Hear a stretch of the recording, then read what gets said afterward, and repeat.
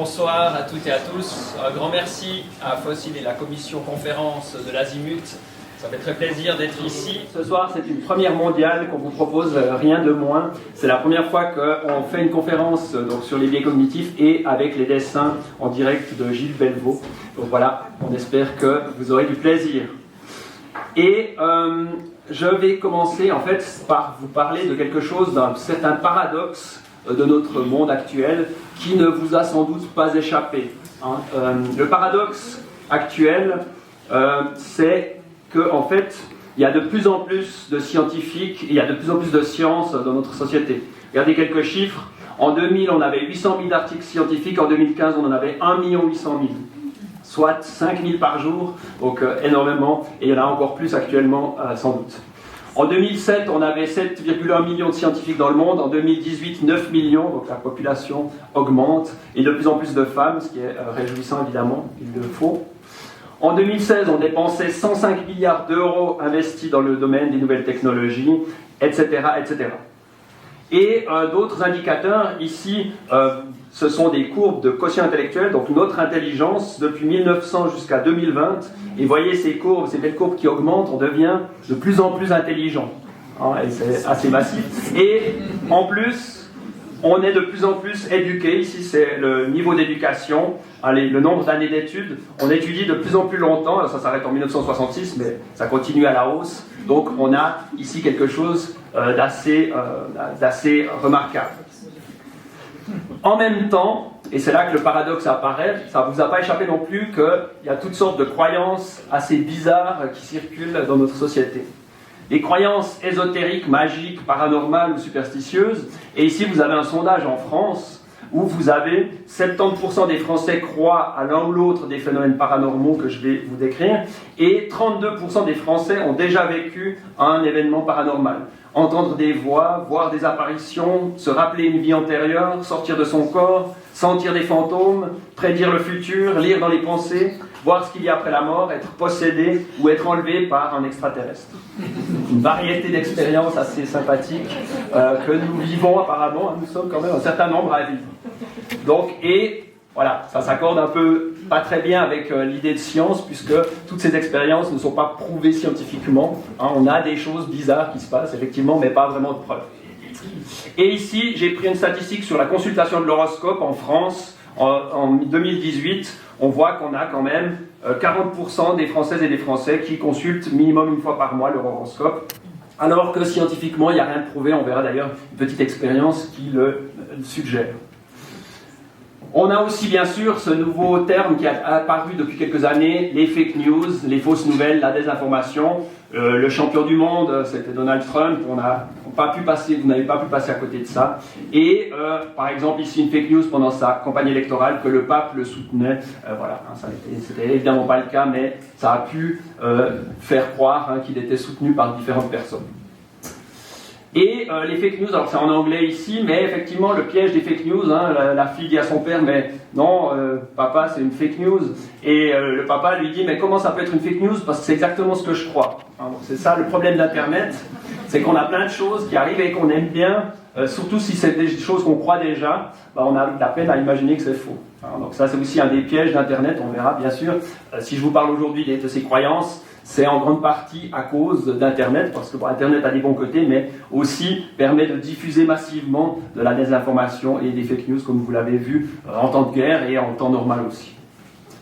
On a aussi des théories pseudo-scientifiques qui ressurgissent, et ça aussi, elles avaient peut-être jamais disparu, mais avec Internet, tout à coup, on les voit arriver et on voit qu'elles sont très présentes.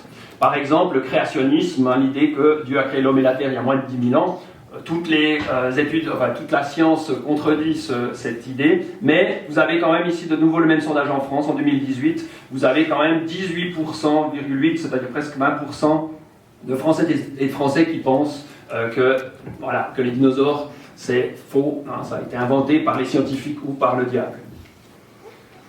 On a d'autres croyances, les théories du complot, les fameuses théories du complot que j'étudie assez souvent, qui sont apparues. Et il y en a qui sont assez extrêmes, par exemple, voilà la forme de la Terre qu'on veut nous cacher. Ça, c'est la photo qui n'est pas photoshopée. Et la NASA photoshop toujours en faisant croire qu'elle est ronde, mais en fait, elle est plate. Vous avez la preuve ce soir, hein, et on ne m'a encore pas supprimé pour avoir divulgué cette preuve, donc touchons du bois. Et dans ce même sondage en 2018, là ça a fait presque frémir le pays des Lumières, qui est la France. Vous aviez ici 10,5%, soit presque 11% de personnes qui disaient plutôt d'accord ou tout à fait d'accord avec l'idée que la Terre serait peut-être plate et non pas ronde, comme on nous le dit depuis l'école. Et donc ça a inquiété plus d'une personne. Je dirais que bon, 11% c'est effectivement beaucoup, mais il faut aussi bien dire que c'est des sondages anonymes, en fait, où vous pouvez répondre un peu ce que vous voulez, ça ne vous coûte rien, on peut même plaisanter en disant oui, moi j'y crois. D'ailleurs, sur les sites platistes auxquels je vais de temps en temps voir discuter, il y a une partie des gens, c'est ce qu'on appelle des trolls, donc ils n'y croient pas vraiment, mais ils jouent à faire comme s'ils y croyaient. C'est pas très bien pour nous qui étudions les croyances, parce qu'on ne sait jamais si on a affaire à un vrai platiste ou un faux, mais voilà. Donc une partie ici, si on posait la question aux gens, est-ce que vous êtes d'accord de parier 1000 € que la Terre est plate, je pense qu'on n'aurait pas 11%, mais 0,01%. Donc voilà. Mais c'est quand même un chiffre assez révélateur. Dans les études sur les croyances, en fait, on s'aperçoit toujours que les gens croient beaucoup de choses, et on trouve toujours que les chiffres sont plus hauts que ce qu'on pensait. Donc c'est quand même un résultat, mais voilà, c'est pas non plus matière à paniquer. On va pas non plus se dire que l'humanité est au bord du gouffre. Voilà, il y a eu toujours des idées un peu bizarres, non vérifiées dans l'histoire de l'humanité. Pendant la pandémie, vous avez entendu des théories du complot. Le virus a été créé en laboratoire intentionnellement, ça c'est la vraie théorie du complot.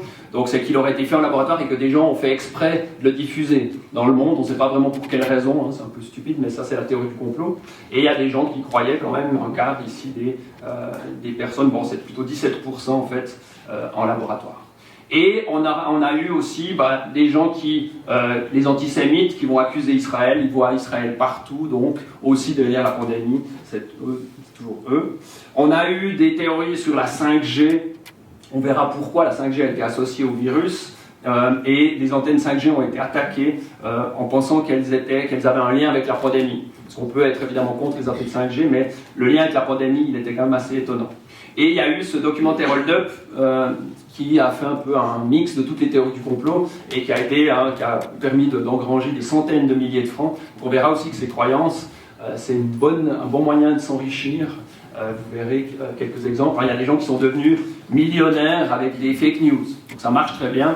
Des fois, on me dit que je profite de ces croyances ou de la pandémie pour vendre mes livres, mais si j'avais vraiment voulu gagner de l'argent, j'aurais écrit un livre sur les croyances, un livre complotiste, ça se vend 10 ou 100 fois mieux que les miens. D'autres types de croyances, alors ça c'est plus original, vous ne connaissez peut-être pas ça, ce qu'on appelle le baratin pseudo-profond en français, et en anglais c'est mieux, c'est pseudo-profound bullshit. Alors, et c'est très sérieux, hein, vous allez dire, mais à l'université on étudie le bullshit, et oui, ça date d'ailleurs d'un philosophe, en plus, encore plus sérieux que les psychologues, un philosophe qui a écrit un livre qui s'appelait On Bullshit, et il identifie cette caractéristique particulière de croyance, c'est-à-dire c'est du langage un peu de type un peu inspirant, hein, comme ici vous voyez pseudo-profond, c'est-à-dire c'est un langage qui est très beau, mais qui ne veut pas forcément dire grand-chose. Hein. Alors, et on verra que les gourous aiment bien ce genre de langage.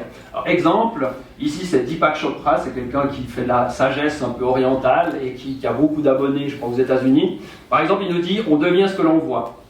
Alors c'est une phrase un peu inspirante, hein, mais c'est vrai que ce n'est pas une phrase à prendre au premier degré, c'est-à-dire si je regarde cette chaise, je ne deviens pas une chaise. On est d'accord. Hein. Donc voilà.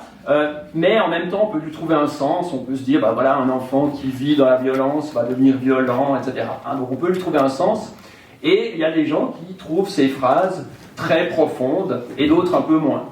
Et c'est une espèce de forme de croyance, parce que, alors il se pourrait que cette phrase soit effectivement profonde, mais les psychologues, ces petits vicieux, ont fait un générateur aléatoire de bullshit Deepak Chopra, c'est-à-dire ils ont pris les termes qu'il utilise tout le temps et vous pouvez cliquer là-dessus et ils vous sortent des phrases du même style, c'est en anglais, et par exemple ici, la signification cachée construit les sensations subjectives. C'est bien dit, ça a l'air un peu trop compliqué, il y a des mots compliqués, et ça peut éblouir des gens qui ne comprennent pas ceci.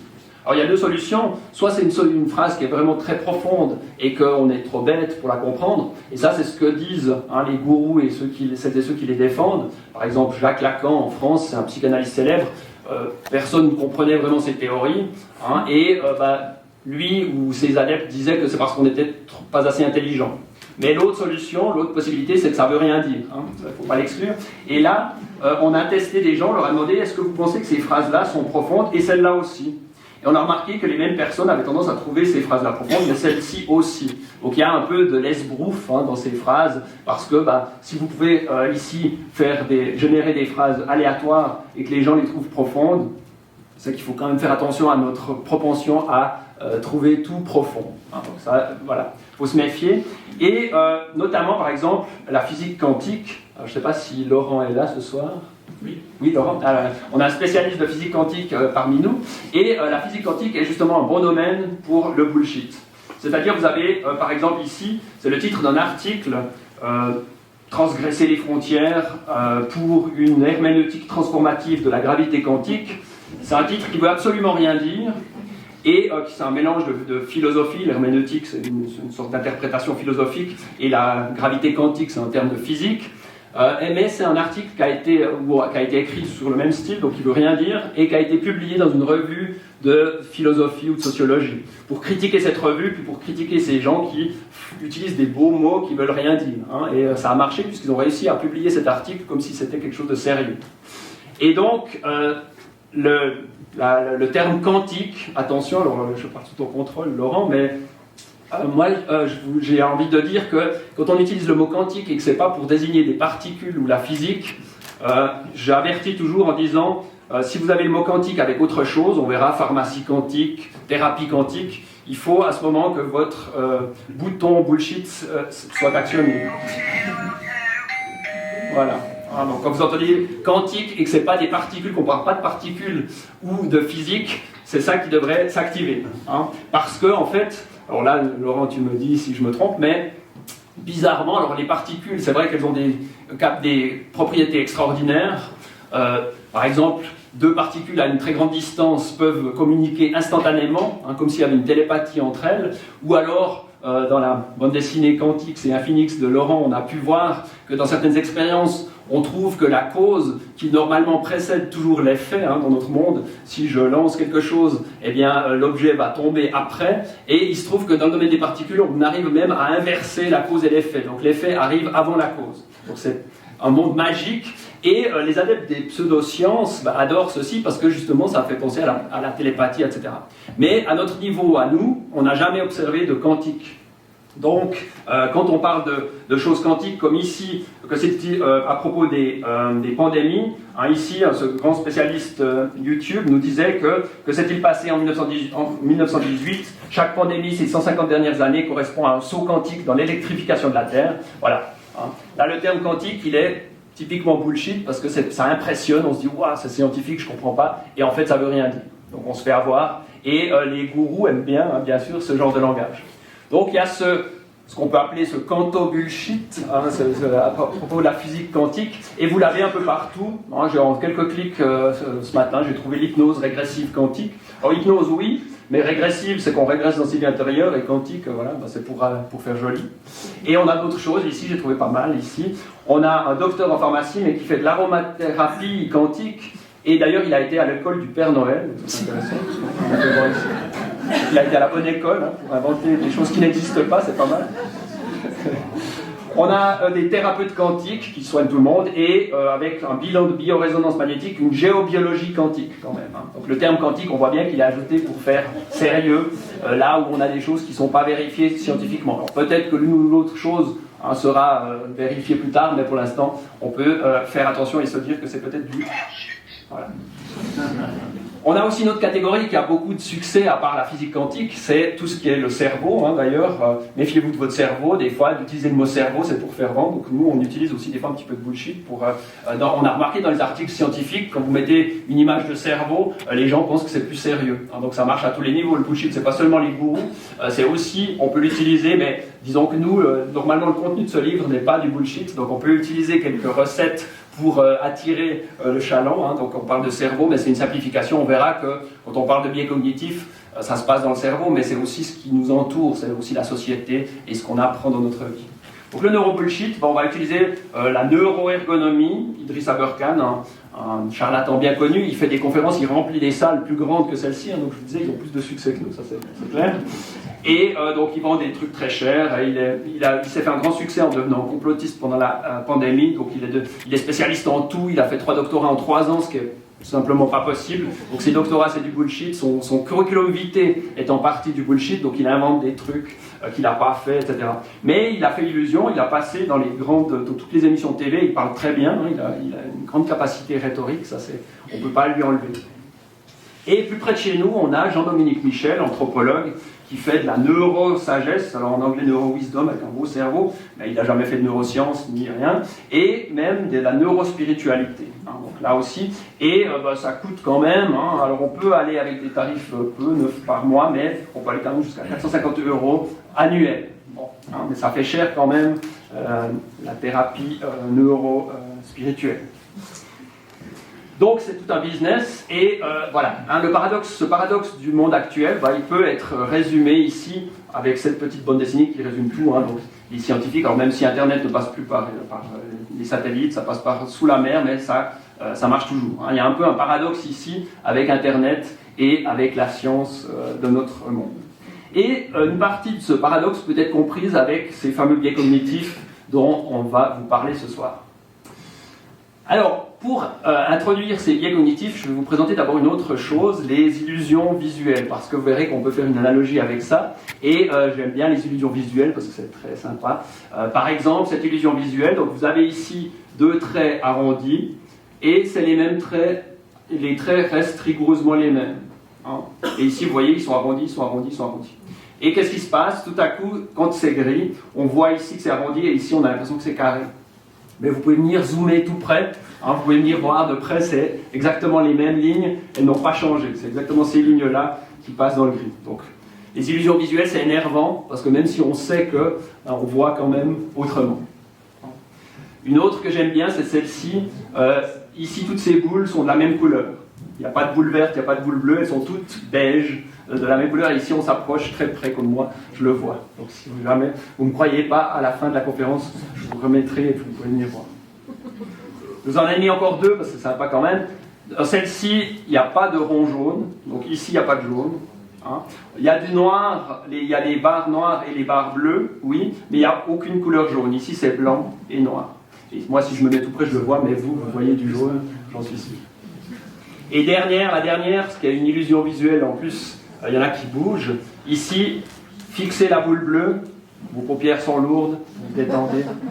Et vous voyez normalement cette boule bleue qui commence à bouger, c'est juste? Oui?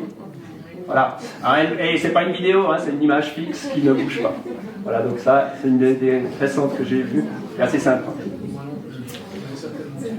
Alors ça, c'est les illusions visuelles, donc on a l'impression, hein, on ne comprend pas trop pourquoi, et on peut faire un parallèle avec nos illusions cognitives. Donc cognitive, c'est ce qui a trait à la pensée, hein, des illusions de connaissance ou de pensée.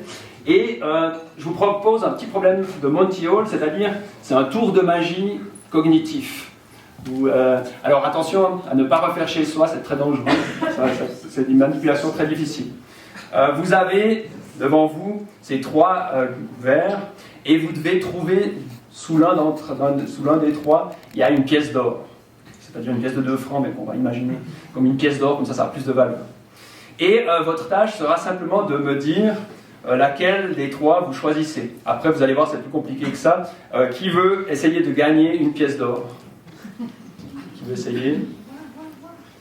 Oui? Qui? Levez la main. Alors, dites-moi, laquelle choisissez-vous?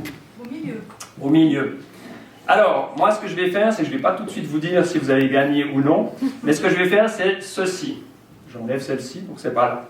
Alors maintenant, ma question, c'est, est-ce que vous restez sur votre choix ici, ou est-ce que vous changez pour celui-ci? Je change. Vous changez. Et est-ce que vous pensez que de changer ou de rester sur le même, vous gardez la même chance de gagner, ou pas? Oui? C'est ça, hein? Et vous pensez qu'en restant, on a une chance sur 2, et en changeant, on a une chance sur 2. C'est ça? Voilà.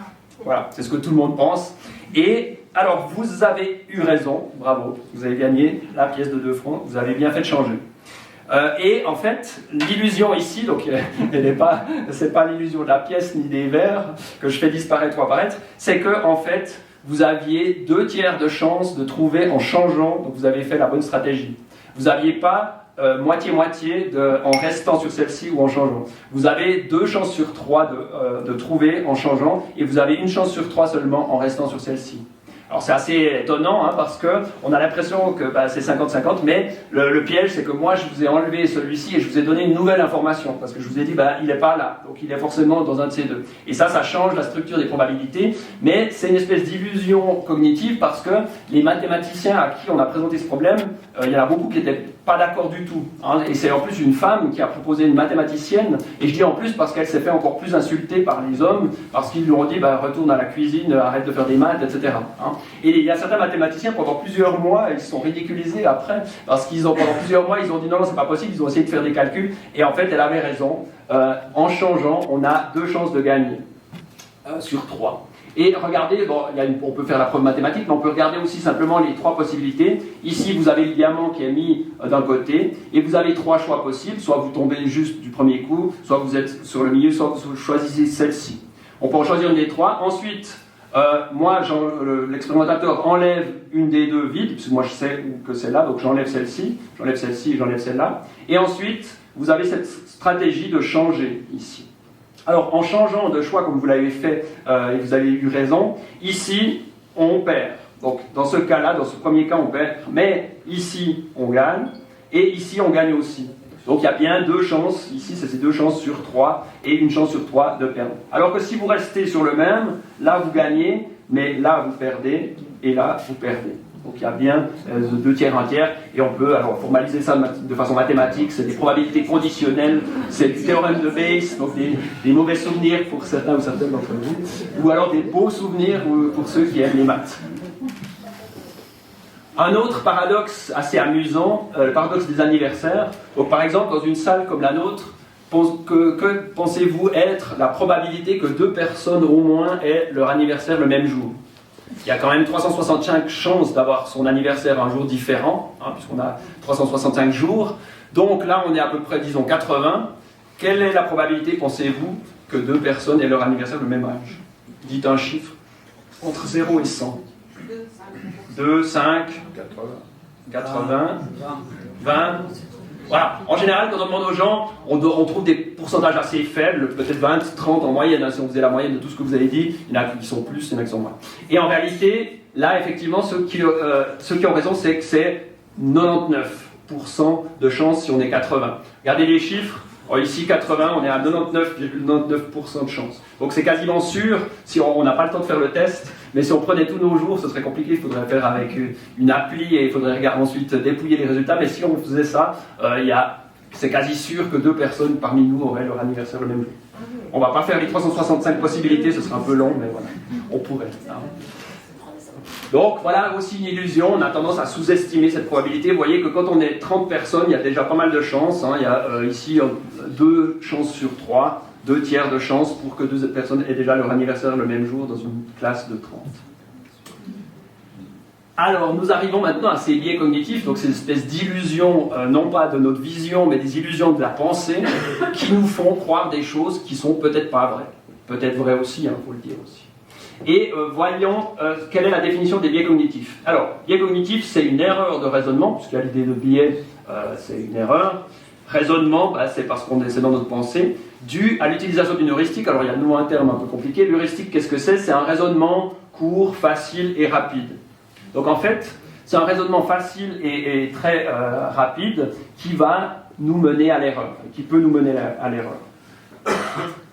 Alors, on va parler, par exemple, il y a un biais que j'aime bien, c'est le biais de corrélation illusoire. Vous avez une coïncidence, 2 événements qui apparaissent en même temps, on va tendance à faire des liens, on aura tendance à faire des liens entre ces 2 événements, et on va penser qu'ils sont liés, et en plus qu'il y a une relation de causalité. Par exemple, si vous tombez malade, vous allez faire quelque chose pour vous guérir. Vous allez prendre des plantes, boire des tisanes, prendre de l'homéopathie, prendre peut-être des médicaments, vous allez peut-être faire des prières, des danses, ce qu'on veut. Et si vous guérissez, ce qui arrive la plupart du temps, heureusement pour nous, eh bien, on aura toutes et tous tendance, très facilement, c'est ce raisonnement court, cette heuristique, à penser que ce qu'on a fait nous a guéris. Et c'est peut-être vrai, hein, c'est pas forcément faux, mais on n'a pas beaucoup de preuves pour l'admettre. Mais notre cerveau va se dire, ah bah, j'ai fait ça, ça marche. Et il y a des gens qui disent, ah mais moi, l'homéopathie, ça marche, ça fait 20 ans que je me soigne avec. Et c'est peut-être vrai, mais scientifiquement, c'est pas suffisant, il faudrait plus que ça. Mais ce qu'il faudrait faire pour tester l'homéopathie, bah, ça demande beaucoup plus de temps, si on voulait vraiment savoir si ça marche. Notre cerveau, il fait ça en quelques secondes, mais en réalité, il faudrait d'abord attendre des siècles de recherche scientifique pour faire des maths, des statistiques. Ensuite, il faut se former pendant des années pour faire de la recherche médicale. Ensuite, il faut prendre deux groupes de plusieurs centaines de personnes, vous séparez les gens en deux groupes aléatoirement, vous faites un groupe contrôle, un groupe expérimental. Donc la moitié des gens, vous leur donnez un placebo, donc quelque chose, une substance où il n'y a rien du tout. À l'autre moitié, vous leur donnez votre médicament que vous voulez tester, donc ça peut être l'homéopathie ou autre chose. Et ensuite, donc c'est des gens qui sont malades, hein, qui ont une maladie. Ensuite, vous regardez quel est le taux de guérison dans les deux groupes et vous comparez les deux groupes avec des statistiques pour voir s'il y a eu vraiment une amélioration. Donc ça, c'est la procédure scientifique pour voir l'effet d'un médicament. Donc vous voyez que ça prend des dizaines d'années ou des siècles pour arriver à ça. Alors que notre cerveau, avec la coïncidence, il le fait très rapidement et tout de suite. Et cette erreur, hein, ce biais cognitif, il est à la base de plein de croyances. Donc on va regarder, peut-être Gilles, tu es prêt pour ce premier biais. Donc ici on va regarder ce que nous disent ces deux personnages.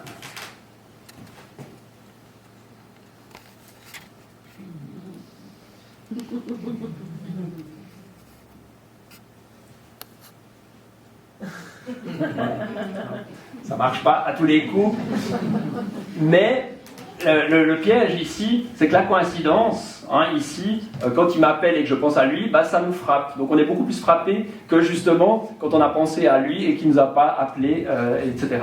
Donc les coïncidences sont très frappantes. J'avais déjà donné l'exemple pour celles et ceux qui étaient à ma conférence sur le complotisme, mais je le redonne parce que c'est le meilleur, l'exemple de la pleine lune et du sommeil. Hein. C'est arrivé à peu près tout le monde parmi nous d'avoir une insomnie une nuit et de se réveiller la nuit, d'aller boire un verre d'eau et de se voir dehors une magnifique pleine lune. La nature est éclairée, c'est super beau, il y a même la lumière qui rentre à l'intérieur et on n'a pas besoin d'allumer, donc c'est magnifique.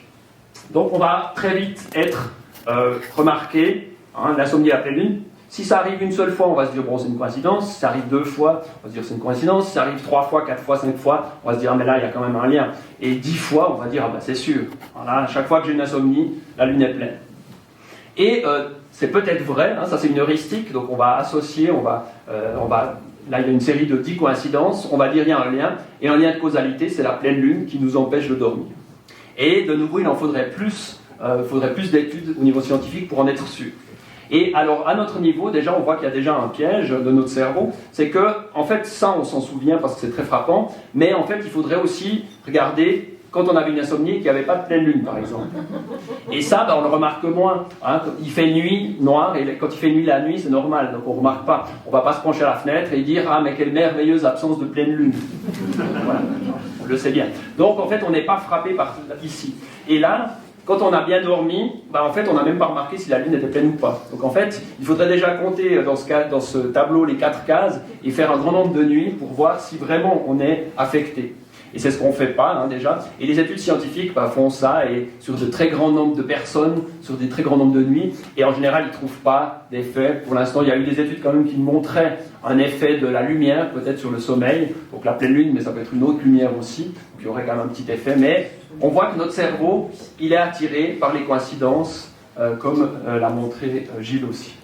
Et au niveau du complotisme, on le retrouve avec cette idée, le virus vient de Chine, la 5G vient de Chine, donc est-ce qu'il n'y a pas un lien entre eux?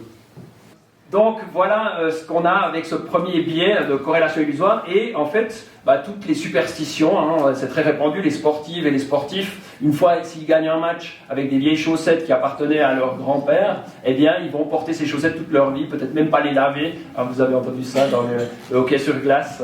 Voilà, donc pour le malheur des coéquipiers et des coéquipières, ça se fait couramment. Mais cette superstition, c'est vraiment faire des liens là où il n'y en a peut-être pas. Un deuxième biais cognitif qui est assez amusant, qu'on appelle le biais de détection. On détecte des structures dans l'aléatoire. Ici, Quelqu'un peut me dire ce que c'est que cette figure? Pardon? Pancake, ouais. C'est presque ça, c'est une crêpe. Et c'est qui est représenté dans la crêpe? Ça se voit très bien, non, c'est Jésus-Christ. Et alors cette crêpe, elle vaut beaucoup, il y a des gens qui font des pèlerinages pour la voir, hein, voilà, elle vaut très cher parce qu'on pense que c'est réellement, certains pensent que c'est le visage qui s'est affiché là. Ici, on a quelqu'un que vous reconnaissez très certainement, facilement. Ça pourrait, mais non, là c'est évident, c'est Adolf Hitler en Amérique du Sud en 1960. C'est la preuve qu'il n'a pas été tué et qu'en fait il est toujours vivant et qu'il peut-être maintenant encore, il est encore vivant. Selon certains hein, qui le pourchassent, voilà c'était la preuve, mais évidemment une photo comme ça, ça peut être n'importe qui. C'est pas du tout une preuve, mais il y a une tendance à voir des choses là où c'est pas sûr qu'il y ait des choses. Ici vous avez aussi l'exemple de l'incendie de Notre-Dame à Paris. Ou ici vous voyez sur Twitter, quelqu'un a dit mais regardez, il y a un ange ici qui enlace la flèche pour l'empêcher de tomber. Alors c'est joli, c'est poétique, mais l'ange n'était pas très efficace parce qu'elle est quand même tombée. Et vous avez bien sûr dans les t-shirts, hein, vous pouvez voir tout à coup des visages apparaître. Ici c'est les fumées des attentats du 11 septembre, on voit clairement le diable, donc c'est l'œuvre de Satan, les attentats terroristes ici. Et vous avez encore ici, quelqu'un sait ce que c'est que cette photo? La Lune. Presque. Mars, voilà. C'était une photo de Mars, une des premières photos qui date de quelques décennies, sauf erreur. Et là, les gens qui aiment bien les histoires d'extraterrestres se sont dit, voilà la preuve d'une civilisation humaine sur Mars. Et en fait, on a repris la même photo quelques années plus tard et c'était une belle montagne avec un peu d'ombre qui faisait croire à un visage. Mais on a bien cette tendance à voir des objets dans l'aléatoire. Alors, on va voir ici ce que j'ai. Voilà. Il ne faut pas trop interpréter les signes, hein, parce que parfois ça fait... Alors voilà déjà deux exemples hein, de ces biais cognitifs et maintenant je vais vous expliquer pourquoi, d'où ça vient. C'est ça l'idée, la question qu'on se pose évidemment c'est d'où ça vient. Et alors on a une hypothèse ici, scientifique, c'est une hypothèse et bien sûr peut-être à l'avenir on dira autre chose, mais, et on va se mettre un peu en condition pour que je vous raconte un peu l'idée. Alors je vais mettre même un peu de son. Imaginez-vous dans une forêt un peu sombre, à la tombée de la nuit, comme moi par exemple quand je rentrais de Beaulion à Céry, parce que le bus ne s'arrête pas à Céry, maintenant il y a un arrêt mais il n'y a pas beaucoup de bus, et donc je devais m'arrêter à Beaulion, il y a un très joli parcours dans la forêt avec une petite rivière, un peu dans ce genre de bruit, et en hiver il faisait assez vite nuit et parfois j'oubliais mon téléphone ou ma lampe de poche, et donc j'allais dans l'obscurité un peu presque totale, et en fait si vous faites l'expérience, très vite, vous allez entendre des craquements, des bruits, tout à coup des ombres, même vous allez voir des ombres. Et quel sera le résultat? Vous allez commencer à avoir peur, le cœur qui bat, vous commencez à accélérer, vous commencez à vous retourner, et c'est un réflexe tout à fait humain. Et ça, ce serait justement l'origine de ces biais cognitifs. C'est-à-dire que vous allez imaginer qu'il y a un danger quelque part, et alors que ce n'est pas sûr du tout. Mais l'utilité de ça, c'est que ça peut vous sauver la vie si c'est vraiment un danger. Et ça a pu nous sauver la vie quand le monde était dangereux. Maintenant, dans la forêt de Beaulion, on n'a pas encore trouvé d'ours ou de loups. Donc voilà, j'avais pas besoin d'avoir peur, mais par le passé, évidemment, qu'on avait des prédateurs et on devait les fuir. Et si vous réfléchissez bien, la fonction du cerveau, pourquoi on a un cerveau, c'est pas pour découvrir le boson de Higgs ou pour essayer de prouver les conjectures de Riemann en mathématiques. On a un cerveau pour survivre. L'organisme, c'est la tour de contrôle pour que l'organisme survive. Pour la recherche de nourriture, de partenaires sexuels, pour faire attention aux dangers et pour chasser ou d'autres choses.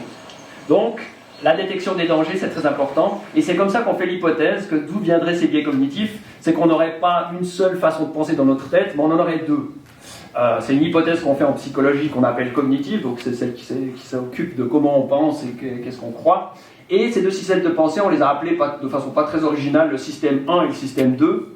Alors, le système 1, c'est l'intuition, si on veut. C'est une pensée très rapide, c'est justement la définition du biais cognitif, de l'heuristique. C'est-à-dire, c'est quelque chose de rapide, l'intuition. je me suis soigné avec ça, donc ça doit marcher. Hein, voilà. Ou je vois cette forme dans les nuages, donc c'est un signe, etc. Et on aurait un deuxième système qu'on doit apprendre et qui est plus pénible, qui est plus analytique, plus lent, plus coûteux. Quand on fait des maths, par exemple, on transpire, c'est dur, on a mal à la tête, et donc ça demande des efforts. Hein. On a faim, on doit manger, etc. On prend du sucre. Donc ça, ce serait le système 2. Ce système 1, c'est plutôt quand on est en mode intuitif, on est sur notre téléphone en train de partager « Oh, incroyable, ce truc qui s'est passé en Asie du Sud-Est, allez, je reposte » et on ne va pas vérifier. Hein, ça, c'est le mode un peu par défaut. C'est l'idée de cette hypothèse, c'est que par défaut, on aurait notre système 1 qui fonctionne comme ça, parce que c'est pratique, et en fait, notre système 2 pourrait lui dire « Non, mais attends, réfléchissons un peu plus et cherchons un peu plus de preuves ou vérifions l'information. » Et on représente ici, vous avez ce livre de Daniel Kahneman, qui est prix Nobel d'économie, parce que c'est un des premiers à avoir parlé de ces biais cognitifs dans les années 70, ça remonte assez loin, et le système 1, vous voyez, le lièvre, et le système 2, la tortue. Hein, donc voilà. Alors bon, c'est un peu romancé, parce que bien sûr, il y a des scientifiques qui ne sont pas convaincus qu'il y en ait deux, il y en aurait peut-être qu'un, etc. Donc ça reste une hypothèse, mais la majorité des scientifiques, nous, on a aussi des résultats qui vont dans ce sens-là. Et c'est assez intéressant cette idée parce que ça renvoie un petit peu à la définition de Gainsbourg de l'intelligence, hein, ou de la connerie, puisque lui disait que la connerie c'est la décontraction de l'intelligence. Donc Gainsbourg était quelque part un prémonitoire par rapport à ce modèle ici, parce que ici c'est bien l'idée que par défaut, donc quand on ne fait pas d'effort, c'est notre système 1, hein, c'est un peu notre système bête, dans le sens où on ne fait pas d'effort. Et l'intelligence, voilà, ça demande un effort de éventuellement corriger ça. Et on trouve que alors ce système 1, justement, il aurait été forgé par l'histoire évolutive des êtres humains. Hein, c'est-à-dire qu'on a vécu longtemps, des millions d'années, même les animaux avant nous, comme chasseurs-cueilleurs, on devait échapper à des dangers. Et donc, c'est de là que serait venue cette forme de pensée très rapide pour la survie. Hein. Parce que justement, cette peur, quand on interprète des bruits comme étant un prédateur, un danger, eh bien, la plupart du temps, on va se tromper. Donc, pour la connaissance, c'est pas une bonne l'heuristique, elle n'est pas bonne. Par contre, pour la survie, c'est très bien. Parce que même si on part tout le temps en courant, ça va nous sauver la vie dans les rares cas où il y a un prédateur. Donc, du point de vue de la survie, c'est bien. Et du point de vue de la connaissance, c'est pas très bien. Et voilà ici les deux. Alors ici, j'ai les deux systèmes. Hein, le système 1, d'avoir peur même quand il n'y a pas de danger, ça va nous sauver la vie quand ce sera cette situation, même si elle est plus rare. Par contre, ici, le système 2, si vous réfléchissez, vous dites, soit ne paniquons pas, il s'agit probablement du vent ou d'un animal qui est pas dangereux, on voit bien que ces gens-là n'ont pas survécu. Hein, donc celles et ceux qui ont survécu, c'est ceux-là, et nous-mêmes, on est les descendantes et descendants de celles et ceux qui ont survécu. Donc voilà pourquoi on ressent encore cette peur. Et il y a une expérience, hein, Spécimen a fait l'expérience, c'était l'émission sur la RTS, qui était avant Dans la tête d'eux, je ne sais pas si vous connaissez. Ils ont fait une émission sur la peur, et qui est toujours sur Internet si ça vous intéresse, et ils ont pris simplement un homme et une femme pour montrer qu'il n'y avait pas de différence de genre. Ils leur ont mis une caméra dans la nuit, une caméra qui permettait de voir dans la nuit sur le bras. Ils leur ont mis une lampe frontale et ils les ont conduits dans une forêt inconnue. Ils leur ont dit voilà, vous marchez tout droit sur ce chemin et on vous attend 1 heure plus loin avec une récompense. Et on voit ces deux personnes qui vont commencer avec une lampe frontale en plus, quand vous tournez la tête, il y a des ombres qui bougent encore plus. Et on voit très bien ces deux personnes qui, au bout de 30 secondes, commencent à courir, à paniquer, le souffle coupé, et ils commencent à courir, ils ont peur. Après, ils se raisonnent un peu. Mais on voit bien voilà, d'où viendraient ces liens cognitifs, en tout cas ceux qui sont liés pour la survie viendraient de là. Alors, on va juste faire un petit test, maintenant c'est à vous de travailler un peu pour vous réveiller ce soir. On va faire un petit test, c'est-à-dire comment est-ce que nous on mesure ce système 1 et système 2. Hein. Et vous verrez, c'est très simple, c'est même presque étonnamment simple, la façon dont on le mesure, mais on a trouvé des résultats vraiment étonnants avec cette tâche-là. On va, ici le but ce sera de répondre le plus vite possible aux questions que je vais présenter. Alors, vous êtes prêts? Attention. C'est parti, je vais vous la lire et puis on va répondre le plus vite possible. Si vous participez à une course et vous dépassez la personne à la deuxième place, à quelle place vous trouvez-vous? Premier. Un fermier avec 15 moutons, tous son morceau fuite, combien reste-t-il? 15 moins 8, 7. Le père d'Émilie a 3 filles, les deux premières s'appellent Avril et Mai, quel est le nom de la troisième? Juin. Ensuite, combien de mètres cubes de terre y a-t-il dans un trou de 3 mètres de profond, 3 mètres de large, 3 mètres de long? 3 x 3, 9 x 3, 27. Voilà, et toutes ces réponses étaient fausses, comme vous l'avez remarqué. Donc, quand on répond trop vite, hein, Quand on dépasse la personne à la deuxième place, on est deuxième, on n'est pas premier. Ici, c'est pas 15 moins 8, c'est 8 la réponse. Il n'y a pas besoin de faire la soustraction puisque sauf 8. Voilà. Le père d'Émilie a 3 filles, Avril, Mai et Émilie. Voilà. Le piège. C'est vous qui vous avez... Alors c'est en anglais, hein, normalement c'est en anglais, c'est April, May et June, parce qu'en français il n'y a pas d'enfant qui s'appelle avril, mai, juin, mais en anglais c'est le cas. Et ici, combien de mètres cubes de terre? 0, parce que c'est un trou, donc il n'y a rien. Il y a 0 mètre cube, donc il ne faut pas faire le calcul. Mais on voit bien hein, que si on va trop vite, il y a la réponse intuitive, c'est cette réponse qui arrive chez tout le monde, la réponse arrive, et on doit la corriger en réfléchissant, en se disant « Ah mais non, c'est pas premier, c'est deuxième hein. ». Et étonnamment, hein, on trouve ici les biais cognitifs, parce qu'on les mesure d'une autre façon, chaque biais se mesure d'une autre façon, on trouve que tous les biais cognitifs sont liés à cette pensée intuitive, ici, à se tromper dans ces petits problèmes.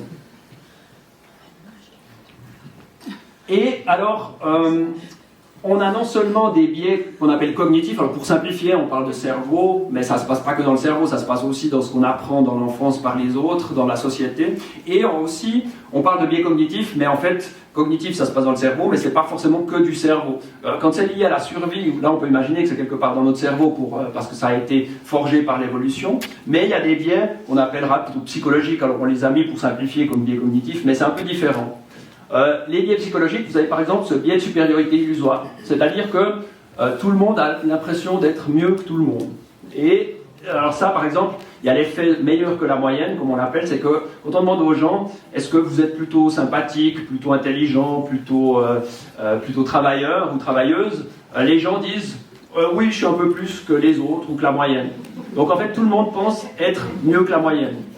Et ça, c'est pas possible statistiquement. Si vous avez une distribution symétrique, il y aura la moitié des gens au-dessus de la moyenne et l'autre moitié en dessous. Mais tout le monde pense être au-dessus de la moyenne. Et dans le domaine des risques, on a la même chose, mais inversée. Quand on demande aux gens, est-ce que vous avez des risques d'accident ou de maladie, etc., les gens disent, ah non, moi j'ai un peu moins de risques que les autres. Donc ça, c'est un biais, et ça peut mener à prendre trop de risques en se disant, moi je risque rien en voiture. Donc c'est un problème aussi. Mais ça, c'est quelque chose de très connu. Et ça montre que c'est un biais psychologique, c'est-à-dire c'est pas forcément dans notre cerveau, c'est que on apprend ça et ça nous fait du bien, quelque part. Parce qu'effectivement, il vaut mieux penser qu'on est un peu mieux, plus intelligent, un peu plus sympathique, etc. Si on pense le contraire, c'est la dépression. Donc voilà, vous êtes bête, inintéressant, paresseux, etc. Ça fait pas du bien. Donc là, on peut comprendre ici que certains biais sont psychologiques. Et ici, voilà, Gilles avait fait ce dessin dans notre livre pour illustrer ceci. Vous avez vu, pendant la pandémie, il y avait plein de spécialistes qui avaient vu des vidéos sur certains sujets et qui pensaient être spécialistes, comme ici, en médecine. Et ce biais de supériorité illusoire, on l'a retrouvé dans la pandémie. Alors ici, c'est des articles scientifiques, mais par exemple, les gens qui croient à des théories du complot, qui font leurs propres recherches, ils ont ce phénomène qu'on appelle overconfidence, donc ils sont surconfiants. On leur demande, est-ce que vous êtes bon en maths? On leur pose des problèmes de maths et on regarde s'ils sont vraiment bons. Et là, c'est des gens qui ont trop confiance en eux. Et ici aussi, ceux qui avaient des visions que les vaccins ça sert à rien, etc., eh bien, ils étaient aussi plus sûrs d'eux, ils faisaient plus d'erreurs en sciences, donc ils avaient moins de connaissances. Donc on retrouve ça un petit peu dans le cas de la pandémie, les gens des fois se surestiment un peu dans leurs connaissances scientifiques. Et il y a non seulement alors des biais psychologiques qui font du bien, mais il y a aussi des biais sociaux qui sont liés à notre vie sociale en groupe. Et on a par exemple ici ce qu'on appelle le biais de conformisme, et on va le voir en direct pour vous ce soir. Attention aussi à ne pas reproduire cette expérience à la maison, c'est dangereux. Alors, voilà Gilles, montre-nous qu'est-ce que c'est que le conformisme. Voilà. Conformisme, on le connaît bien, nous aussi d'ailleurs, mais c'est propre aussi à un certain âge, à l'adolescence, c'est encore plus disons, apparent. Un autre biais social que j'aime bien, ça s'appelle le biais de favoritisme pro en nos groupes. Alors bon, les termes sont un peu techniques, mais c'est assez simple. C'est la guerre des boutons. C'est-à-dire qu'on a, entre deux villages voisins, il y a très vite de la compétition qui s'installe et même de la haine ou la guerre qui peut s'installer. Moi-même, je viens d'un petit village du canton de Châtel qui s'appelle Lassagne, près de la Chaux-de-Fonds. Et j'ai fait du foot pendant 20 ans et on pouvait perdre contre toutes les équipes du canton, sauf contre le village voisin qui s'appelle les Ponts de Martel. Et ça nous est arrivé qu'une seule fois, mais on l'a regretté, on a eu pendant une semaine de punition physique à cause de ça. Donc, voilà. Et à tous les niveaux, hein, à Fribourg évidemment aussi, ça se joue entre les villages, entre les quartiers des villes. Hein, les supporters de foot ils s'entretuent particulièrement entre les différents quartiers d'une même ville, en Angleterre ou en Argentine où il y a des quartiers chauds, il y a des fusillades entre supporters de différents quartiers. Ça se joue entre villes elles-mêmes, Lausanne-Genève, le lac Léman, le lac de Genève. Ça se joue entre les régions du canton, le haut du canton, le bas du canton, la Gruyère ou la Glane, etc. Donc entre les régions aussi, il y a toujours très vite ces situations-là de compétition. Entre les pays aussi, hein, la Suisse, la France, l'Allemagne, etc. Et voilà, dans le domaine du sport, évidemment, on a ceci très clairement. On est les meilleurs, alors que finalement on est un peu tous pareils, mais on remarque que les gens ont très facilement tendance à ça. Et on peut le faire des expériences en laboratoire, en psychologie sociale. Ce qu'on fait, c'est qu'on prend par exemple des gens ici comme vous, on les sépare en deux groupes aléatoirement, on vous montre des photos à l'écran, on vous dit, dites-nous de laquelle des deux photos vous préférez, et on vous montre des tableaux par exemple de Paul Klee et de Kandinsky, Vassili Kandinsky, donc deux peintres modernes, et les gens ne savent pas vraiment qui ils sont forcément, hein, tout le monde ne connaît pas, et à la fin on leur dit, voilà, vous êtes dans le groupe Klee ou vous êtes dans le groupe Kandinsky. Et en fait, on répartit totalement aléatoirement les gens, indépendamment de ce qu'ils ont préféré. Et ensuite, on leur demande, vous devez donner des points, de l'argent, par exemple, de la monnaie, à une personne que vous ne connaissez pas de votre groupe, Klee ou Kandinsky, et à l'autre personne. Et on s'est rendu compte, dans cette situation complètement minimaliste, où on ne connaît pas les autres membres du groupe, on ne sait même pas pourquoi on a été mis dans un groupe ou dans l'autre, les gens préfèrent donner un petit peu moins en valeur absolue, mais plus que l'autre groupe. Donc ils préféreront donner, par exemple, 10 francs à quelqu'un de leur groupe et 8 francs à l'autre, plutôt que de donner 20 francs à leur groupe et 30 francs à l'autre. Donc ils préfèrent encore diminuer la récompense pour autant qu'ils gagnent. Donc on voit qu'à tous les niveaux ça marche, et on appelle ça le biais de favoritisme pro-groupe. Et c'est un petit peu la base aussi du racisme, etc. Donc effectivement, donc ça c'est aussi un biais connu. Maintenant, on va voir encore un dernier biais cognitif qui est très important parce qu'il est très répandu, et vous allez voir après on va avoir une petite expérience qui combine plusieurs de ces biais, parce qu'en plus on a des situations dans la vie réelle où plusieurs biais vont s'ajouter les uns aux autres, et c'est pour ça qu'on a des sectes, hein, des choses où on est manipulé en permanence, parce qu'on peut les combiner. Le biais de confirmation, c'est la perception ou la mémorisation, focalisation des informations consistantes avec ses croyances. C'est ce qui fait qu'on a de la peine à changer d'idée quand on croit des choses et qu'on s'engueule sur des sujets politiques ou autres, parce qu'on croit toujours avoir raison et on a de la peine à changer nos croyances. Et ça, c'est très répandu. Il y a une petite tâche qui le mesure.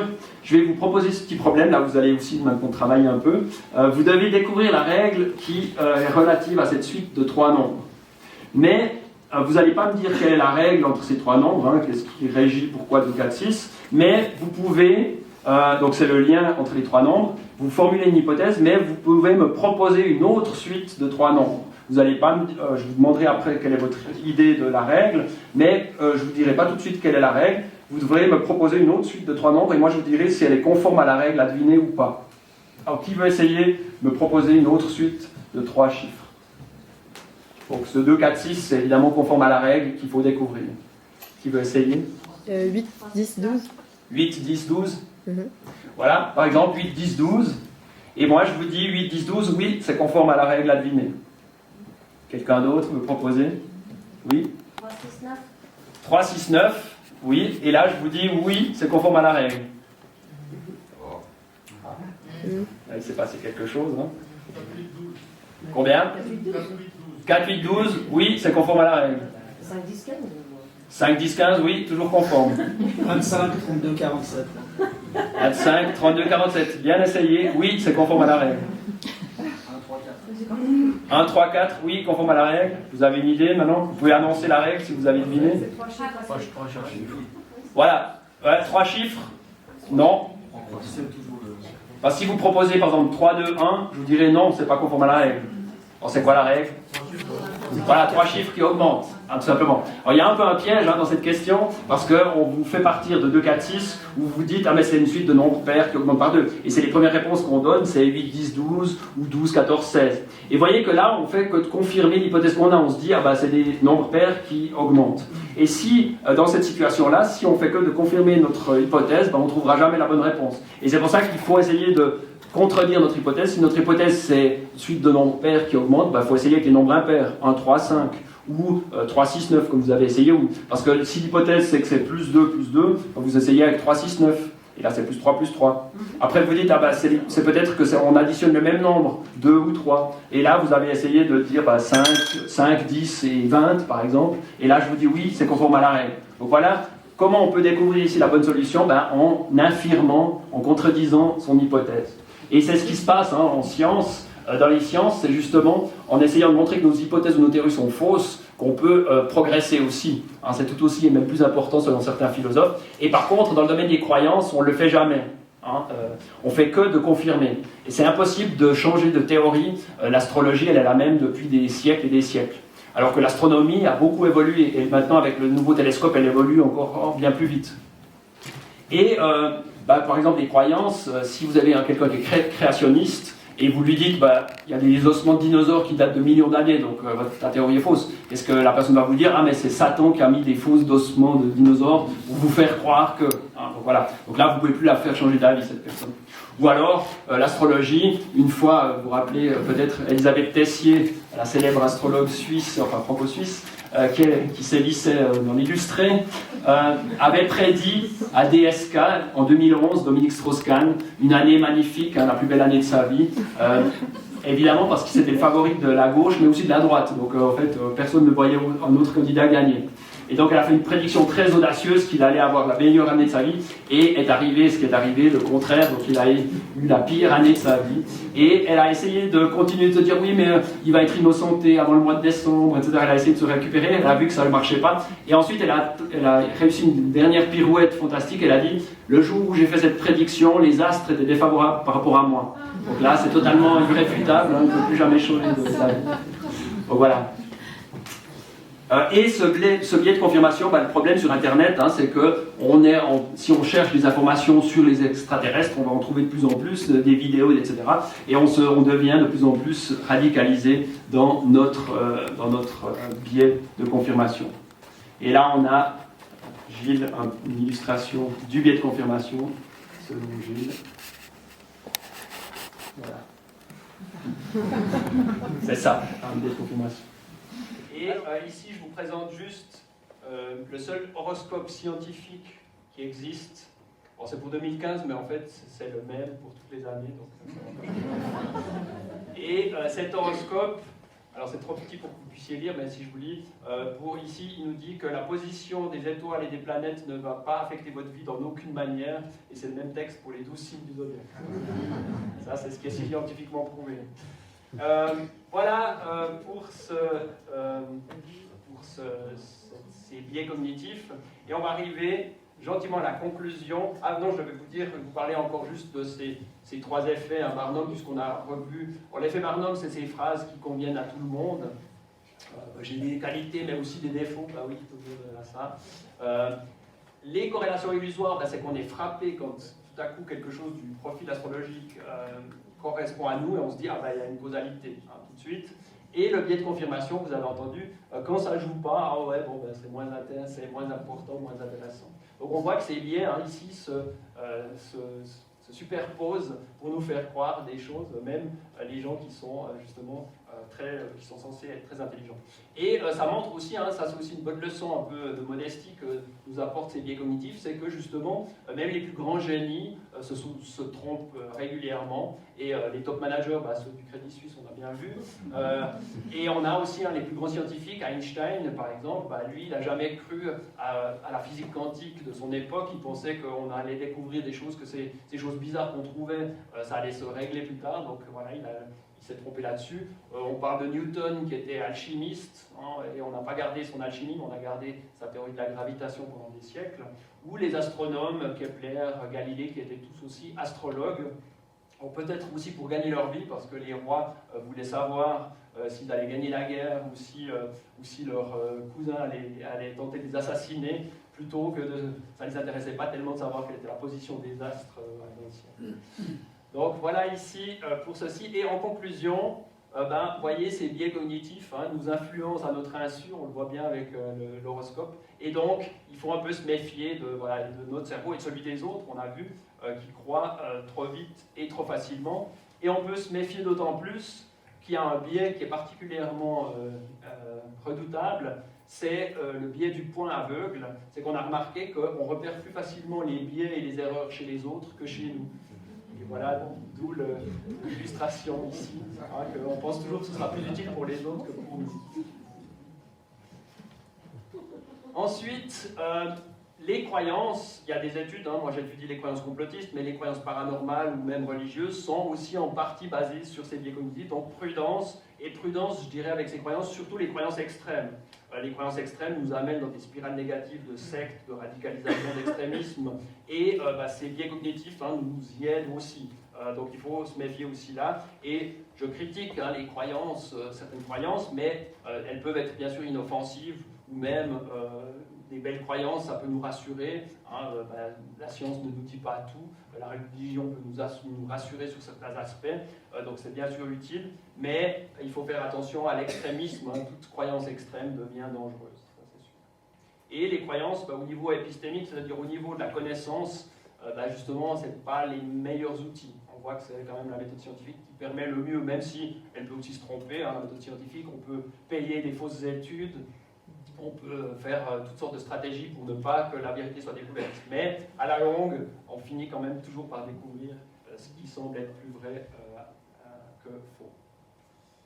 Et ces biais cognitifs dont j'ai parlé, c'est aussi des hypothèses scientifiques. Là, on vous fait une conférence de vulgarisation, donc on simplifie un peu, bien sûr. Tous ces biais devront être toujours testés en laboratoire. On devra aussi un peu découvrir dans le cerveau pour voir où ça se passe. Si c'est des biais liés à la survie, ça doit se voir quelque part dans le cerveau. Donc voilà, c'est des hypothèses scientifiques en cours. Et moi, je changerai d'avis, contrairement justement à ce que voudraient mes biais cognitifs, si on me donne d'autres études qui disent « Ah non, il n'y a pas de biais cognitif » ou « tel biais n'existe pas ». Donc des biais, il y en a parfois des centaines et des centaines, si on regarde, si on essaie de voir tout ce qu'il y en a vraiment beaucoup. Nous, dans notre livre, on en a décrit une trentaine, et je dirais qu'à partir de 30, les suivants nous a demandé plus, mais on s'est dit, mais ils se ressemblent tous. Donc en fait, il y a quelques dizaines de ces biais qu'on peut reconnaître facilement. Mais c'est des hypothèses, peut-être que certains n'en sont pas, ou peut-être qu'il y en a d'autres qu'on va découvrir plus tard.